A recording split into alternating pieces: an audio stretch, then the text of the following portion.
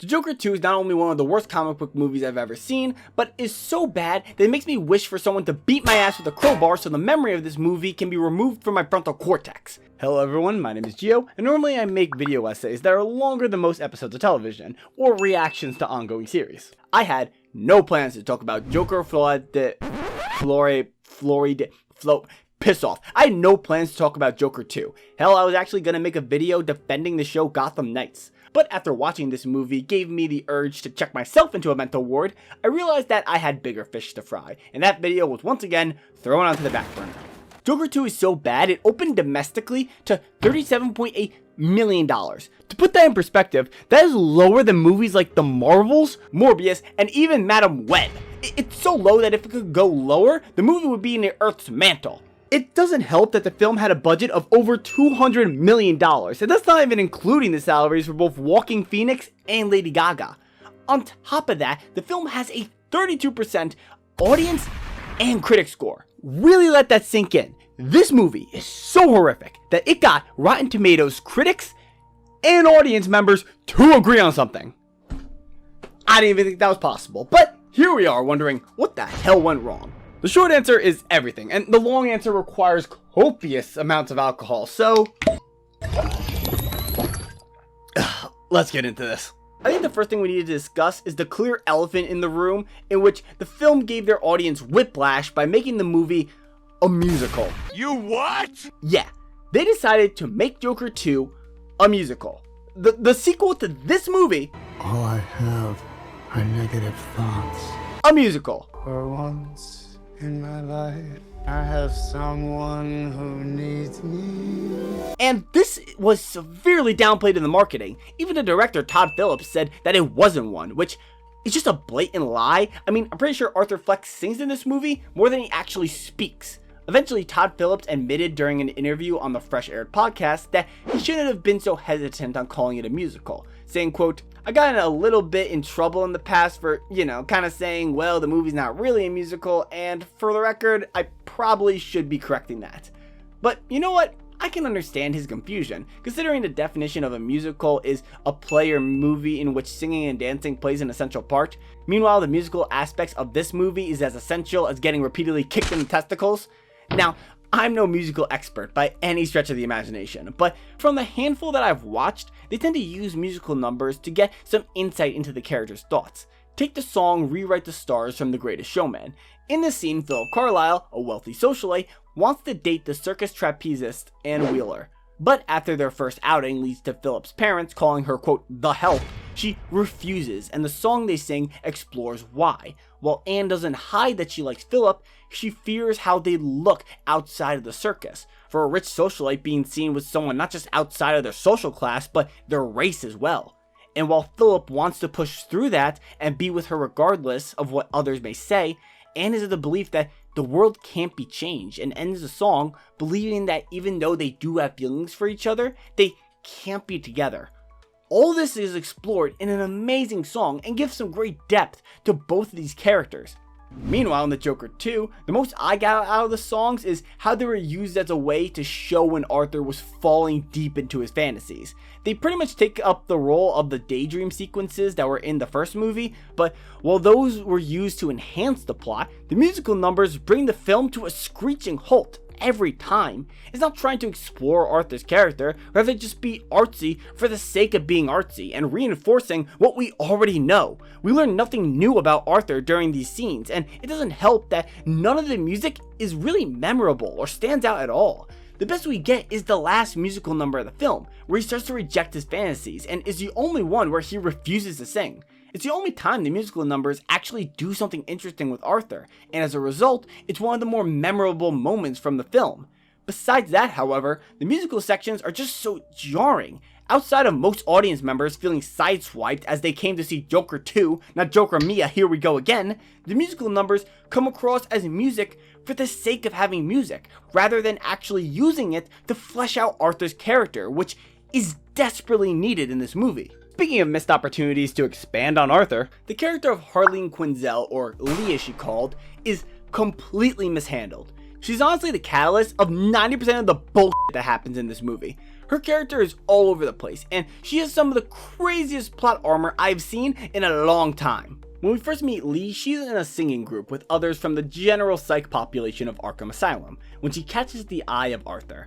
Due to his good behavior, Arthur is allowed to join this group, and we get to learn a few things about her. For one, she's in the asylum for burning her parents' house down, lived in the same neighborhood Arthur did, and watched a documentary about the night of the Joker's murders dozens of times. She is quite literally one of those girls that sent love letters to Ted Bundy. Saying she's obsessed with the Joker would be a bigger understatement than saying the bubonic plague was just allergies.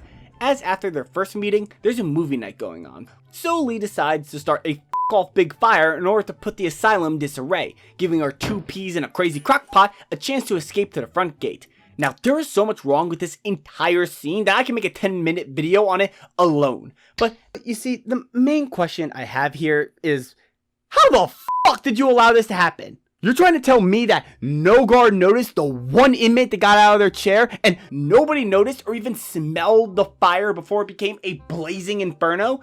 Hell, even a child would have noticed this from the moment she stood up. We all remember being in school, taking a test, then all of a sudden someone decides to stand up and use the bathroom or some shit. There's at least a second where everyone in that class, hell, sometimes kids from other classes, are staring at that one person. For fuck's sakes, no wonder why Batman's villains keep escaping this place. Just getting to the gates is easier than flushing a toilet. On top of that, they somehow managed to evade at least 10 different guards, and apparently there's no one in the prison towers because they managed to just stroll up to the front gate without a single warning shot being fired. This is utterly ridiculous, but it's not even the most brain-dead thing to happen in this scene. Because afterwards, Arthur is thrown into solitary confinement for seemingly trying to escape. And what about Lee? Well, she gets out scot-free. Yeah, spoiler alert, Lee has been lying to Arthur this whole time. She didn't live on his block, and she sure as hell didn't burn her parents' house down. She has a psychology degree and checked herself into Arkham Asylum, probably just as a way to get closer to Arthur. And you know what, that is all fine and dandy. I just have one tiny question. How the f*** was she not arrested after almost escaping with someone who's on trial for multiple murders? No, instead, not only does she get to check herself out, she gets to, and I swear to God I'm not making this up, she gets to visit Arthur in solitaire, yeah, kind of defeats the purpose there, gets her brains f***ed out, and then leave. On top of that, she later reveals that she is pregnant and bought Arthur's old apartment so they could raise the baby there.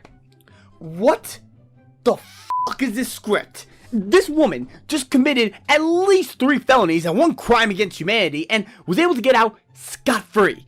And it wasn't like her rich parents bailed her out, as when Arthur's lawyer exposed who she really was to him, she stated that Lee checked herself out. Not bailed out, but checked herself out.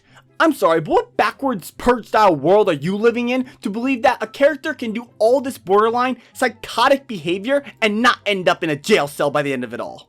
And that's not even the end of the glazing this movie gives Lee. To understand that, let's go to the trial of the Joker. As expected, Lee shows up and watches the first day of court and is sit all the way in the back. I think she should be further back, preferably outside in the middle of the highway, but that's just me. She's clearly distracting Arthur, as they are basically giving me f*** me eyes during most of the opening statements, and Arthur's lawyer doesn't like this at all. She feels that Lee is going to undermine the case due to the effect she has on Arthur, which is a reasonable worry to have. So obviously when the day is over and Arthur asks her to give Lee a better seat for the following day, she responds with, I'm sorry, I think there's a typo here. It says, the lawyer lets Lee sit in the front row right behind Arthur? This is a typo, right? Oh, it's not? Why the fuck would she allow that then if she thinks it's gonna undermine the case? You know what? No, this. I'm done. This How the fuck does everything just end up going Harley's way? She's not even trying to impact the plot at this point. Her mere existence is giving her such thick plot armor that it can stop an artillery shell in its tracks. Now, while the musical numbers do make me want to saw off my ear with a hacksaw, and Lee's character is so infuriating I want to pull my hair out, the movie could still have been saved if Arthur Fleck and his journey was well written. And considering there's a lot more time left in this video, you'd be right in assuming that he wasn't. But it's not just that. Not only is Arthur poorly written, he's also a completely different character from the first movie. Let me explain. The big plot point of this film is the trial of the Joker. So at the start of the movie, we learn what the lawyer's strategy is to keep Arthur out of prison, to prove that Arthur is not guilty by reason of insanity, that he has split personality or multiple personality disorder, and that the Joker was really a separate personality that committed these crimes against Arthur's will. And this was my reaction to this plot point. God, this shit is so stupid that if it was a child, it'd be riding on the short bus. Plus, it's not like this is just the lawyer's strategy and the film goes out of its way to show the contrary. The film is trying to reinforce this split personality point from as early as the opening credits. For context, the opening title card, and I swear to God I'm not making this up, an animated recap in the style of a Looney Tunes cartoon, but Arthur's shadow is a living entity who, after they get to the Murray show, assumes Arthur's identity, Joker makeup and all, as he's the one who kills the host. Then when the cops arrive, the shadow pins it on Arthur. So literally, from the first minute of the film, it tries to push this MPD idea that rather than like the first movie where Joker seems to be Arthur's true self, and the more he goes through leads to the mask slipping more and more away, here, by the end, it becomes this weird fight for control plotline, especially in that last musical number. Now you may be thinking to yourself, well Gio, that may just be your interpretation of the first movie. Maybe the director, Todd Phillips, always planned for this to be a multiple personality situation. And to that I say, no f***ing way, cause you wanna know who agrees with me? Todd Phillips. Yeah, in an article from Forbes in 2020, quote, Phillips describes his take on the Joker in much the same way as most actors describe Batman. The normal face is the real mask, and the Joker is the true personality. I'm sorry, unless we're about to start an argument about whether Batman has multiple personality disorder, this is just not the same Arthur Fleck. Throughout the entire movie, they're pushing this split personality idea, from the opening credits, to him taking medication for this illness, to his defense attorney seeing this as a viable strategy, and even at some points during the film sympathizing with him. It seems like this is the mental illness hill this film is willing to die on. That is until we get to the Joker's closing statements in court. For context, about halfway through the movie, Arthur fires his lawyer, because of course he does, and decides to represent himself. In the full Joker getup, he calls his old co-worker Gary to the stand. Gary's genuine answers and clear hurt from having the one person who didn't make fun of him turning out to be a murderer seems to have really gotten to Arthur. You can see the frustration on his face as he reflects on the testimony. The next day we get the closing statements. Arthur decides to take a seat in front of the jury and say, "There was never a Joker. Only me." Movie? Can you pick a fucking lane and stick with it? What's the point of having this multiple personality problem for Arthur if the rushed resolution is just gonna be that there was no Joker? You're creating an unnecessary problem to fix when you're supposed to be building off of the first movie. I get that they clearly wanted to have Arthur finally take accountability for his actions without any excuses, but you can't do that when the entire movie tries to sell the audience a legitimate excuse. And you want to know something? Even if we ignore the first movie and assume that he had this illness, the movie still fails to make this breakdown feel like Arthur's finally taking accountability. I say that because there's a scene. There is a fucking scene that happens right before the closing statements, and it completely changes the context. Let me explain. During Gary's testimony, Joker goes on a rant, not unlike the first movie, but focuses on the abuse by the guards in Arkham. Once he gets back, all the inmates are riled up, things are going crazy, and Arthur proceeds to stoke those flames, creating chaos amongst the inmates. As a result, the guards take Arthur to the showers to assault him. And considering that they were stripping him from his clothes, it's safe to assume that this was a different flavor of assault, if you catch my drift. All I know is that the film has had no problem showing countless beatings and killings, but this was apparently so bad that they had to hide it behind a shower wall. Yeah, this addition adds nothing of value and is purely here for shock value. Hell, it actually takes away from Arthur's confession because it has you wondering, was it Gary's testimony that finally broke Arthur, or the nightstick shoved up his ass? Arthur's character is all over the place. It genuinely feels like they had no clue what to do with him and was just hoping that by giving him this split personality that it would carry the story. But it just isn't. They end up doing nothing new with Arthur's character. Hell, if you think about it, the movie actually rehashes a lot of the same broad strokes from the first film. Arthur Fleck starts off as a normally depressed guy, but due to a series of events, one of which involving a girl, he falls deep into his fantasies. He falls so deep that he cannot tell the difference between reality and imaginary, until he finally goes full Joker. That is literally Arthur's exact arc from the first movie. The only difference here is at the end, Arthur gives up on his fantasies, losing everything he thought he gained in the movie, and leading to his death. Oh what, did I forget to mention that? Yeah, after the prisoners hear that Arthur said that there was no Joker, one of the inmates shanked the shit out of him as he carved the smile into his own face, presumably taking up the mantle of the Joker. Sure, why the f not at this point? Let's do absolutely nothing with Arthur's character throughout the entire movie until the last 15 minutes, when we finally get something new that we might be able to build off of. We kill off the character, spit in his face, and piss on his grave while we're at it, because clearly this movie had no aspirations of doing anything that may be considered competent.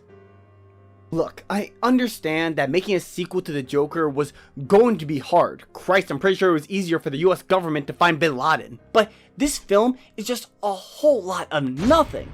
Everything new, like Lee, the musical numbers, and Arthur's split personality, is either inconsistent, underutilized, or spits in the face of the original, making this film feel completely pointless. I feel nothing but apathy for this movie, as there's genuinely no reason to watch it if you're a fan of the first film, outside of just morbid curiosity, I guess? Sucks to say, but luckily it seems like Todd Phillips and his team have no desire to make a Joker 3. Which, thank God, because after this movie's ending, I don't even want to imagine what this team would do with a follow-up. Joker 2 is a cautionary tale of how when you're too focused on trying to make your sequel feel completely unique, or as Todd Phillips puts it, to make it feel like it was made by crazy people, you could end up losing sight of what people really loved about the original in the first place. And when you lose that, then you are truly f***ed.